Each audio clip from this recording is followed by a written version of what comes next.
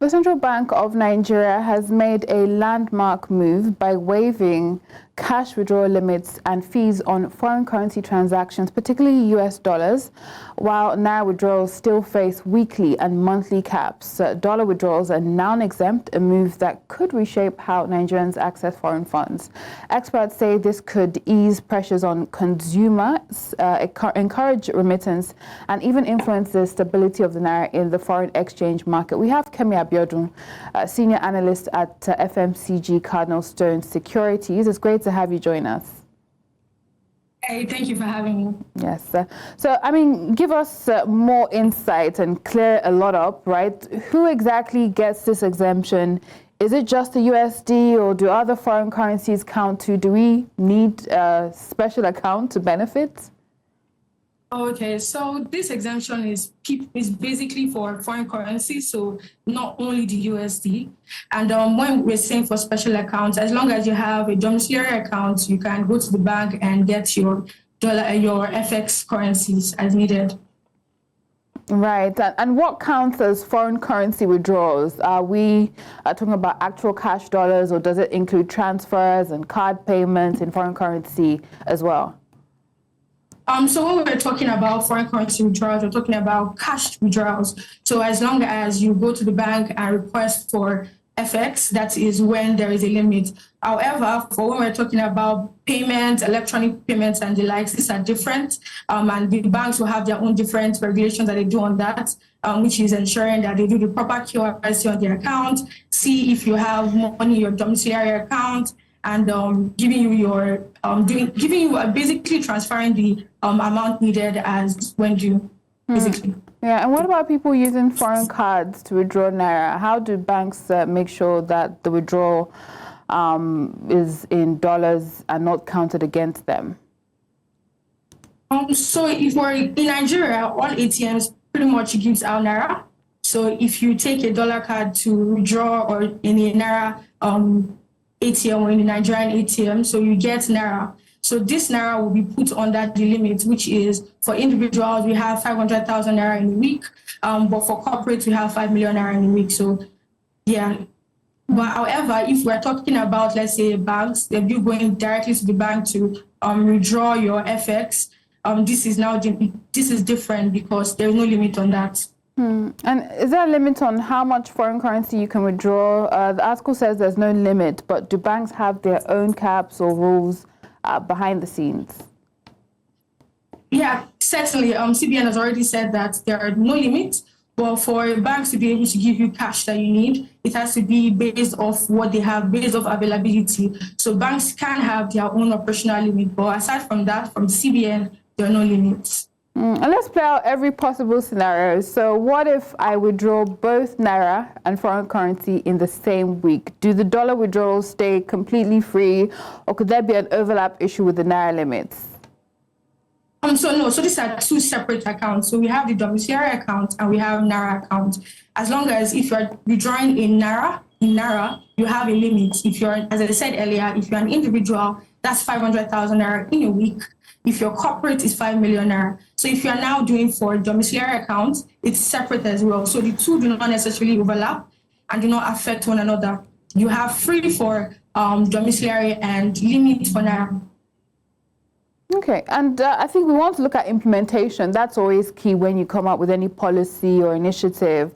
Are there systems on ground? We want to believe that the banks will make this work in practice. Are there systems to track Naira and foreign currency withdrawals separately? And how easy will it be for customers?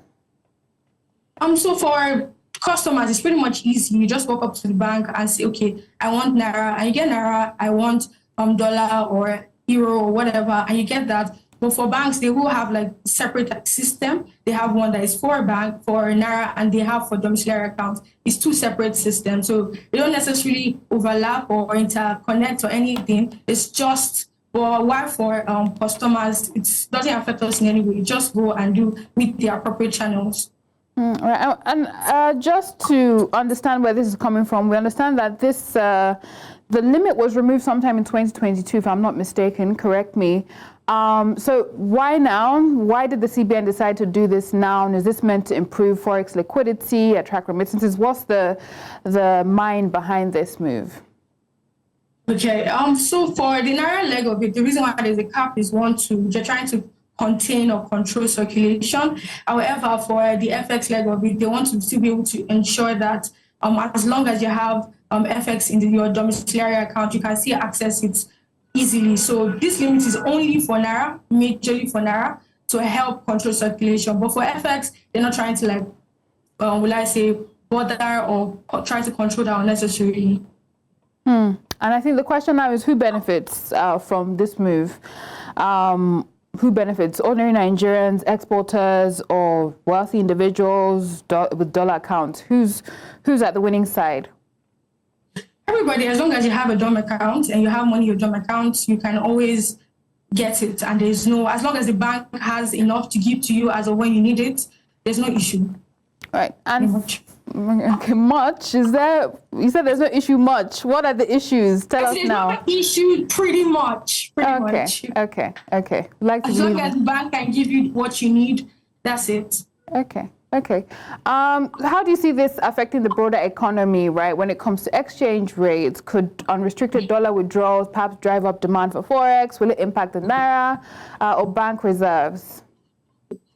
Okay, so this is not restricted. You can withdraw when you need, as long as the bank has available. But however, it could actually increase demand. But most of the dollar demand are genuine demands. Most of the demands that we get are mostly from corporates as well. And if we know in recent times, we've seen like the FX reserve grow over $40 billion.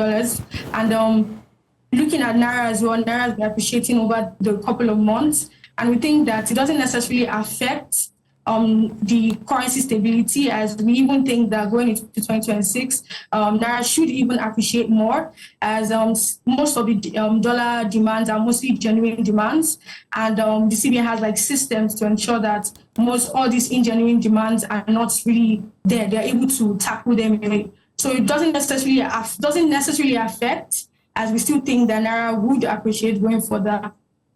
All right, thank you very much for the clarity there, and we'll see how all this pans out. Kemi Abiodun, Senior Analyst, FMCG CardinalStone Securities.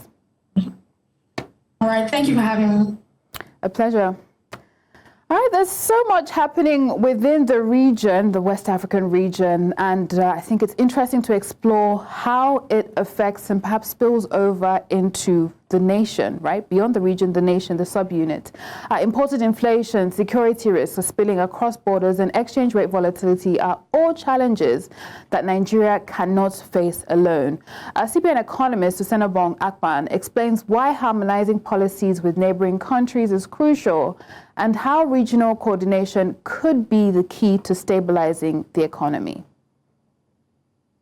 Other countries have implications for what we're having in Nigeria. So you have what we call imported inflation, and you also have issues of insecurity that spill over from other countries. In fact, at the time when Niger, came out from ECOWAS country, Nigeria was extremely worried because that collaboration that used to happen in terms of security infrastructure or coordination was a bit more like threatened by that action alone. So countries, what country do has a direct implication or indirect implications on another country. And that takes us to the issue of coordination. So what should we do? If I know that what my neighbor is doing will have an implication in what I am, my outcome in terms of either if I'm fighting inflation, if I'm trying to grow, if I'm trying to deal with security issues or challenges, what have you, even overall gamuts of development, then I should be thinking of coordination. I should be thinking of how do we come together to harmonize our policies. Nigeria currently is on the transition to inflation targeting. And I can tell you that inflation targeting holds a lot when it comes to coordination, because within the country you have issues of exchange rate volatility that will come from outside the country to hit on your prices within the domestic economy. So without coordination within that space, some of these things will not happen. And again, it's also important that even people understand, even if it has to do with the discourse that should happen at that space, that yes, internally we've done all that we could do, but some of the challenges we are facing is not something that is internally induced. Some of those challenges are externally induced. I think the issue of coordination cannot be overemphasized. And I think there was a time we're thinking about regional infrastructure. We're thinking about even policy harmonization. We're thinking about a whole lot of gamut. There's a whole lot of space or areas or spectrum that coordination could happen. And I think the African Continental Free Trade Arrangement that is ongoing has a lot to offer in that direction. And I also believe that the ECOWAS in itself also have a lot to offer in that direction. That's why people are worried, policy analysts are worried that the ECOWAS sub-region members is kind of disintegrating day by day. This is not a good thing for Africa. And I believe that a lot needs to happen. Either it has to do with diplomacy, it has to do with fixing our institution. I think that is also very critical, because without the institutions being fixed, a lot of this, what is happening is still going to affect how we perform as a country. And we need to deal with the institution, we need to deal with the issues of rule of law. We need to ensure that the right things are being done at the right time. And then putting the issue of the questions of leadership is important. Because without the right leadership in Africa, it will be extremely difficult. You can see in the paper that I presented, I have what one variable called institutional quality. And institutional quality in Africa is very important. We need to deal with that and ensure that we have the right institutions in place to be able to, because you can't build a whole lot of infrastructure. You can talk about coordination from now till tomorrow. Without that leadership, without that institutional quality, it's going to be extremely very difficult. I can tell you for that. Can tell you that for free. A common currency within the region has different phases to it. You need to think about the monetary policy framework itself. I think at the European level, they have a common currency that is operating across those regions. For Africa to have a common currency, we need to also fix some of the structures that need to happen before the current common currency is able to operate. Because a common currency is going to be produced by a central bank. And so within that African region, we have different central banks. So we need to have a common central bank that should be able to take a common monetary policy decisions for the country, for the city. And I think they are making some steps towards that. I don't know how much or how close they are to realizing those things. But I think there were some fundamentals that need to happen before they get to that place, which has to do with harmonizing the macro fundamentals in terms of inflation, getting single-digit inflation, making sure that the exchange rate stability issues is resolved, making sure that other fundamentals of the economy is, being resolved. To have where to start from before we double into the issue of a common. But it will be a good thing to happen for Africa, and I think effort is still on that. I don't have the current information about what they've done, but I want to believe that over time, it's a long-term vision that if it happens for Africa, I think it will be a good thing. And it will also facilitate the issue of trade, integration, and all the things that we've been talking about in this conference since day one. All right, Senabong Akpang, CBN economist, of course, talking about the spillover effects of some of the instability that we are seeing in the region. Spoke with him at the sidelines of the Idon Conference 2025. And that's it on today's edition of Business Edge. Follow us on social media. We are at New Central TV. Head to our website, www.newcentral.africa. Until next time, I am Joanna Mustafa.